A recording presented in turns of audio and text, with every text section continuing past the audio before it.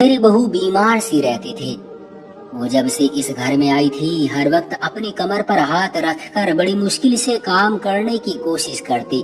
मैं हालांकि पुराने जमाने की सासुओं की तरह सख्त मिजाज की थी, मगर मुझे उसकी ये बीमारी और उसकी मजबूरी भी महसूस होती थी।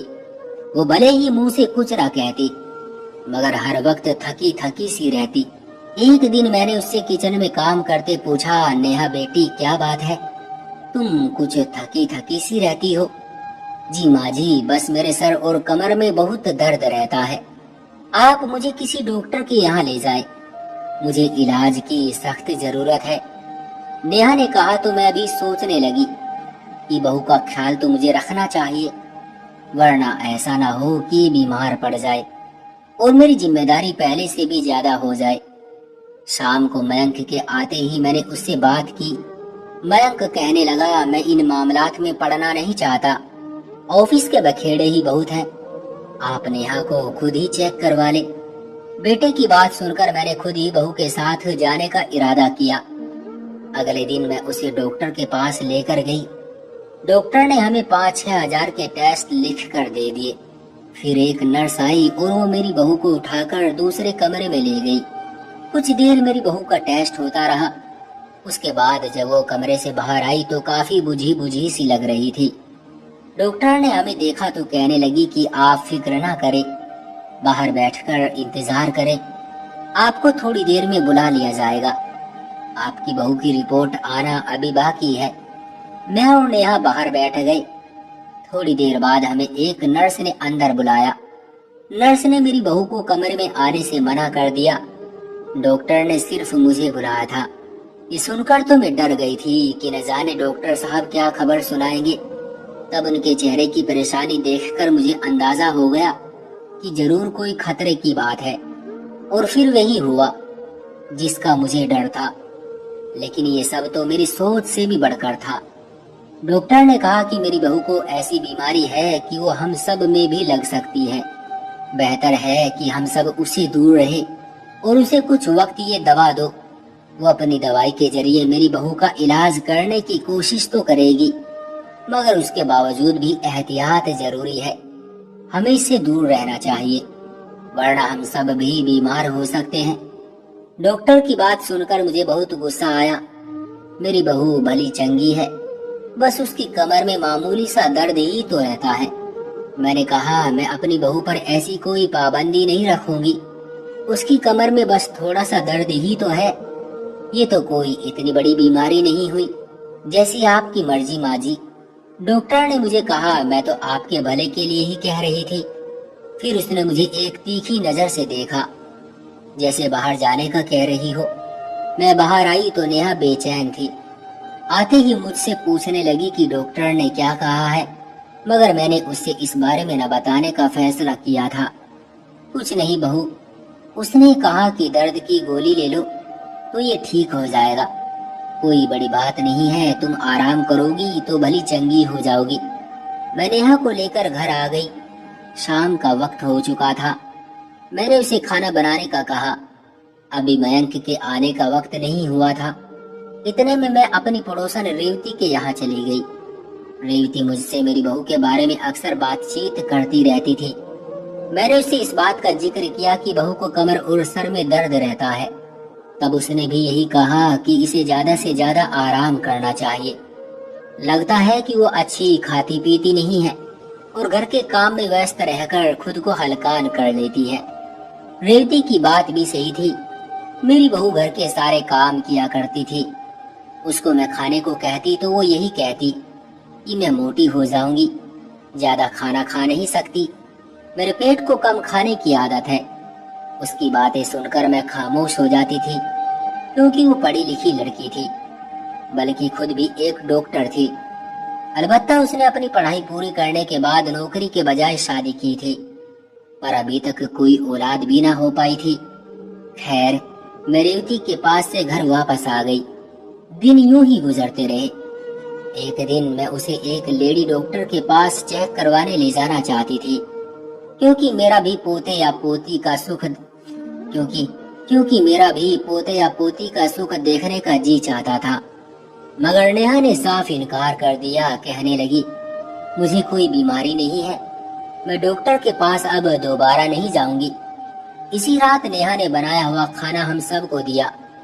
मयंक और मेरा छोटा बेटा राहुल खाना खाते हुए बातें भी कर रहे थे, मगर मैं लगातार महसूस कर रही थी कि नेहा बहुत बेचैन सी नजर आ रही थी। उससे खाना भी नहीं खाया जा रहा था। थोड़ी ही देर में वो उल्टी करती उठी और अपने कमरे की तरफ भाग गई। मैं उसकी इस हालत पर परेशान थी, मगर रात का वक्त था, मयंक भी घर पर था। मैंने ज्यादा दखल अंदाजी करना सही नहीं समझा और अपने कमरे में चली गई। खाना खाते ही मुझे फौरन गहरी नींद आ गई। उसके बाद न जाने क्या हुआ कि मैं तो अपने होशो हवास ही खो गई। जब मेरी आंखें खुली तो दोपहर के 12 बज रहे थे। मैंने तो अपने मुंह में उंगली दाब ली। मुझे इतनी देर हो गई सोते हुए, मैं तो आज तक इतनी देर से नहीं उठी। ऐसा कैसे हो सकता है कि रात को जल्दी सोने के बावजूद मैं सुबह देर से उठी? मेरी समझ में कुछ नहीं आ रहा था। उठी तो बहू पहले से काम पर लगी हुई थी। उसने दिन का खाना भी तैयार कर लिया था।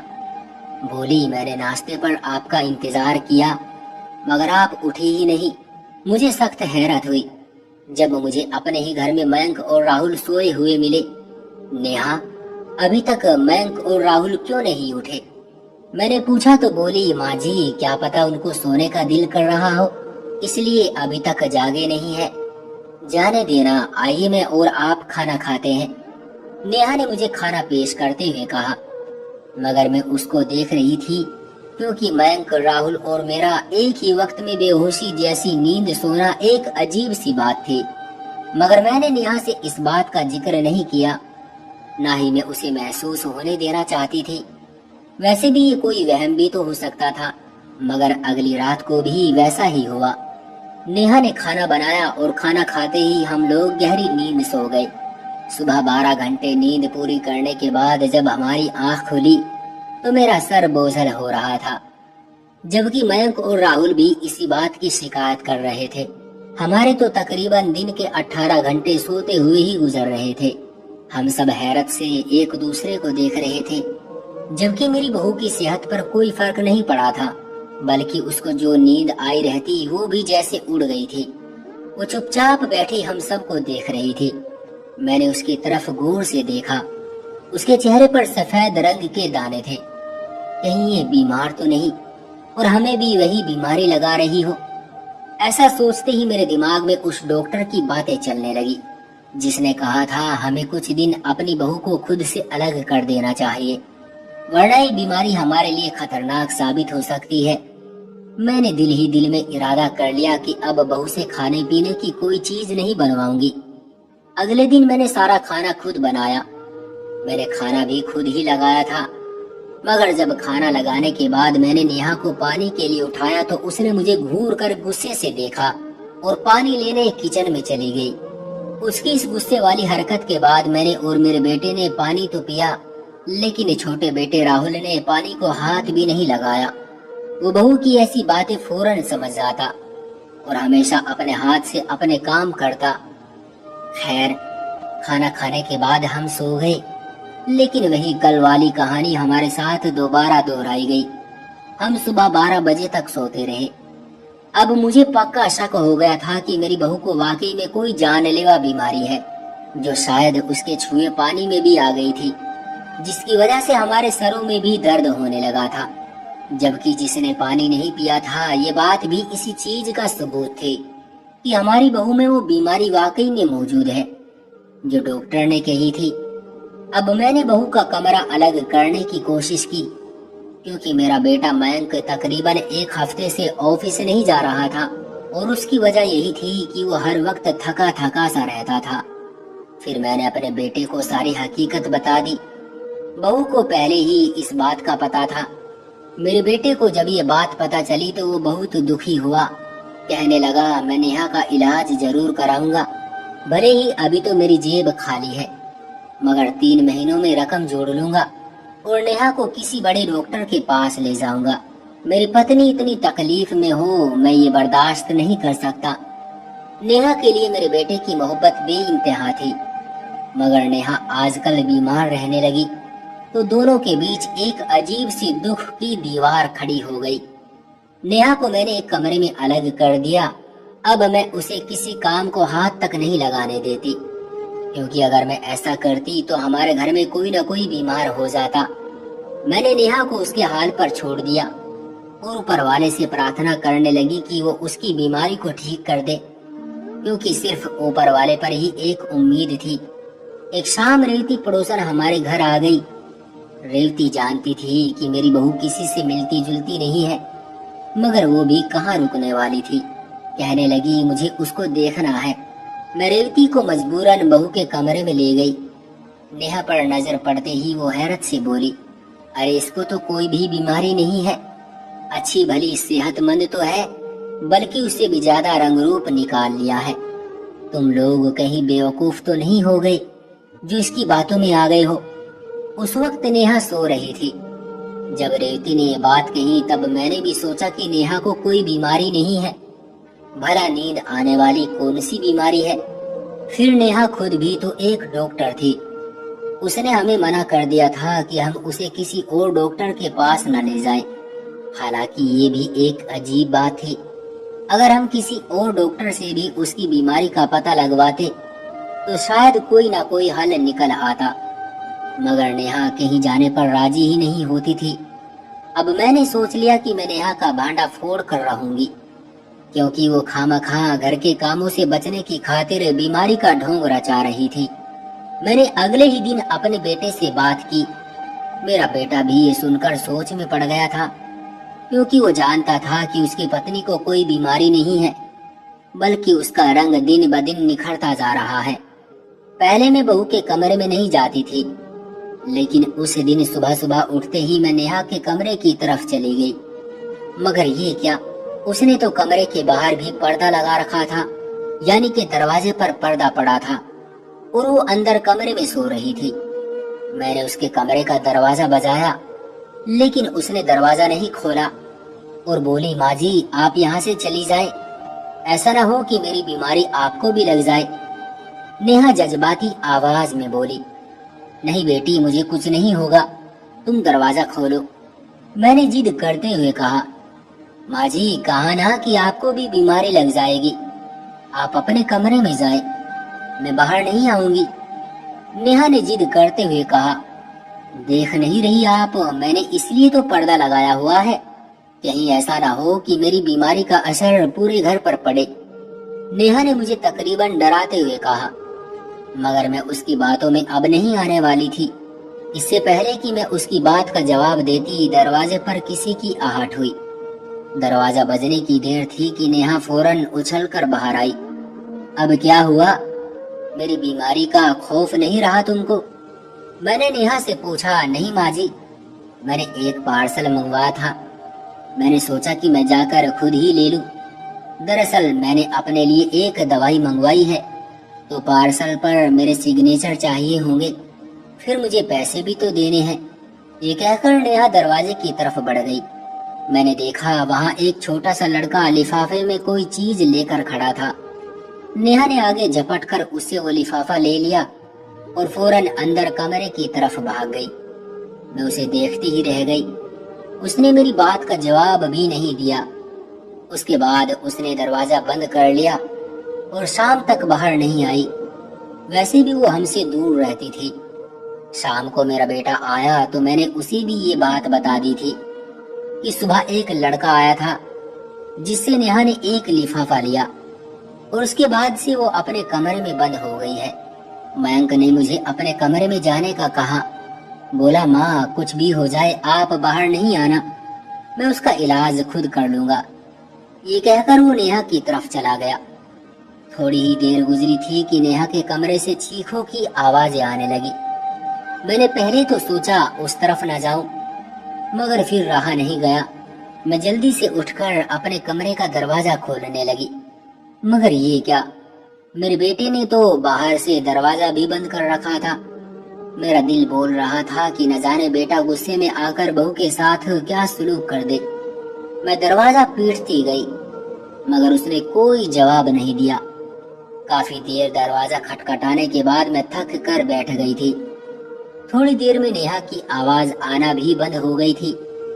बेटे की गाड़ी स्टार्ट करने की आवाज आई तो मेरा दिल बैठ गया। भगवान जाने ये उसे कहाँ ले गया है। सोचते सोचते मैं पागल हो रही थी। थोड़ी देर के बाद दरवाजा खुला। मेरा बेटा शायद घर के अंदर दाखिल हुआ। उसने आकर मेरे कमरे का दरवाजा खोला। मैं तो घबराई हुई थी। मैं उसे बुरा भला कहने लगी, तुम बहू को लेकर कहाँ चले गए थे? मेरी तो जान ही निकाल दी तुमने। मेरी बात पर वो कुछ न बोला, बल्कि थके हारे कदमों से अपने कमरे की तरफ बढ़ गया। मैं जाकर बहू के कमरे को देखने लगी। वो वहीं मौजूद नहीं वो वहां मौजूद नहीं था। लगता था कि बेटा उसे कहीं छोड़ आया है। ये सोचकर ही मेरा दिल दहल गया। खैर फिर ये कहकर दिल को तसल्ली दी कि उसके मायके छोड़ आया होगा, मगर सुबह उठकर मुझे मालूम हुआ कि वो अपने मायके में भी नहीं है। मेरा बेटा तो ऑफिस चला गया था। मैं अपनी परेशानी में कभी किसी से बात करती तो कभी अपने पड़ोसियों से पूछती कि नेहा को कहीं देखा है, मगर किसी को नहीं पता था कि नेहा कहाँ गई है। शाम को मेरा बेटा आया तो मैं उस पर बरस पड़ी। वो मुझे समझाने वाले अंदाज में बोला, माँ थोड़े दिन सब्र कर ले, अगर वो मेरे नसीब में हुई तो वो मुझे वापस मिल जाएगी, अगर नहीं तो मैं उसे हमेशा के लिए भूल जाऊंगा, मगर ये पाप भी नहीं करने दूंगा जिसे अब उसने आदत बना लिया है। कौन सा पाप बेटा, मुझे भी तो बताओ, या आप उसी की जुबानी सुन लीजिएगा जब वो दोबारा इस घर में आएगी। 1 हफ्ते के बाद मैं उसे लेकर आ रहा हूँ। मेरा बेटा ज्यादा बातचीत नहीं करता था। मैंने भी उसे ज्यादा परेशान नहीं किया। खैर हफ्ते के बाद वो हंसी खुशी नेहा को घर ले आया। मैंने जो इतने दिनों के बाद अपनी बहू को अपने सामने देखा तो खुशी से कांपने लगी। तुम कहाँ चली गई थी बेटी?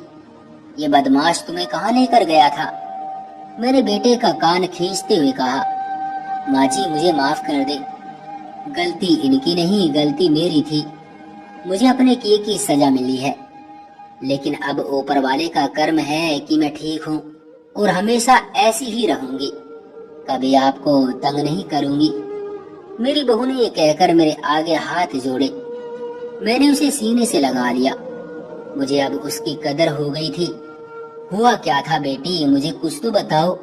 माँ जी मैंने आप सबके साथ बहुत बड़ा धोखा किया है। शायद मुझे उसी की सजा मिली। जब मैं इस घर में बहा कर आई थी तो मुझे अपनी कॉलेज लाइफ, आराम की जिंदगी याद आने लगी। मैंने सोचा कि मैं यहाँ भी इसी ठाठ और आराम से रहूंगी जैसे मैं पहले रहा करती थी, मगर आपके होते हुए ये मुमकिन नहीं था। तब मैंने अपनी एक डॉक्टर दोस्त से मुलाकात की।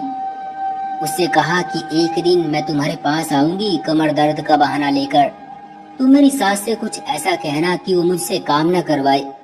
वो बहुत ही तेज तर्रार और चालाक लड़की थी। उसने न जाने कैसे आपको अपनी बातों में उतार लिया, लेकिन इस सब के बावजूद भी जब आपने मुझसे घर का काम करवाया तो मैंने नींद की गोलियां आप सबको खाने में मिलाकर दे दी थी। तुम और घर में कोई जो भी चीज मांगता मैं उसी में नींद की गोलियां मिलाकर देती ताकि मुझे कोई काम ना करना पड़े। इसकी वजह से भी आप लोगों को लगने लगा कि मुझे कोई बीमारी है, हालांकि बीमारी कोई ना थी। ये सब मेरा रचाया हुआ खेल था ताकि मैं घर के कामों से बच सकूं। मुझे माफ कर दे। मयंक मुझे इलाज के लिए न्यूरो रिहेबिलिटेशन सेंटर ले गए थे। मेरी आधी आदत तो छूट गई है, रफ्ता रफ्ता बाकी भी छूट जाएगी। आप मुझे माफ कर दे। मेरी बहू ने मेरे आगे हाथ तो जोड़ दिए थे। मैंने उसे माफ भी कर दिया, लेकिन अभी तक दिल को चैन नहीं आया। मेरी बहू ऐसी है तो न जाने इसकी औलाद कैसी होगी। ईश्वर इस युवा पीढ़ी का मार्गदर्शन करे कि अपने आराम की खातिर किसी के लिए भी परेशानी की वजह न बने। तो दोस्तों ये थी हमारी आज की कहानी। आपका क्या कहना है इस कहानी के बारे में? कमेंट करके हमें जरूर बताएं। वीडियो को लाइक कर दीजिए और चैनल को सब्सक्राइब करके घंटी को दबाकर ऑल पर सेट कर लीजिए ताकि आने वाली वीडियो आपके पास तुरंत पहुंचे। मैं मिलता हूं आपसे अगली वीडियो में, तब तक के लिए धन्यवाद।